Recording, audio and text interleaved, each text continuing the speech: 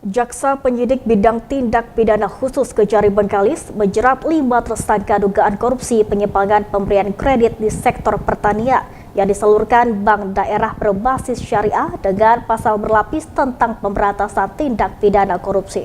Atas perbuatannya, kelima tersangka terancam maksimal 20 tahun kurungan penjara.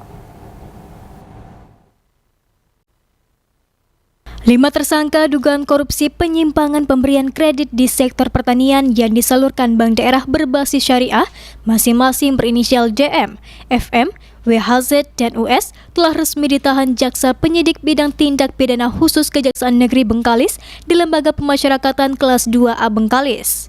Meski telah ditahan, penyidik tetap melakukan pendalaman kasus dugaan korupsi yang dilakukan kelima tersangka.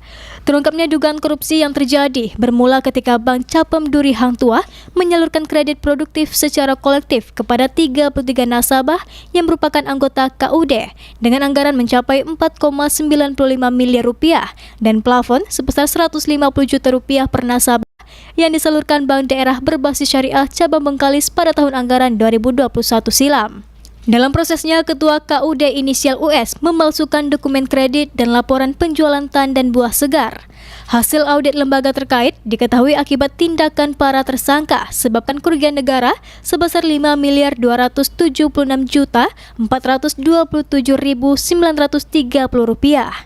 Kepala Kejaksaan Negeri Bengkalis Sri Odit Megonondo mengatakan, sesuai perbuatannya maka untuk memberi efek jerah, penyidik menjerat para tersangka dengan pasal berlapis tentang pemberantasan tindak pidana korupsi.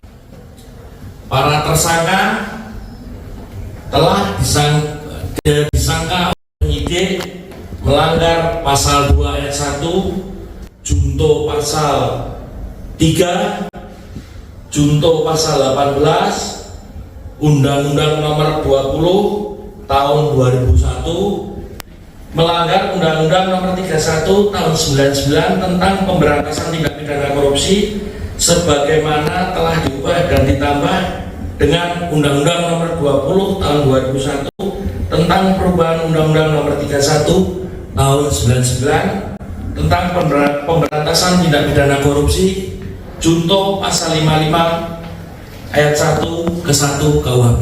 Sri Odit menambahkan, atas perbuatannya kelima tersangka terancam minimal 4 tahun dan maksimal 20 tahun kurungan penjara. Ahad Lela Isnin melaporkan.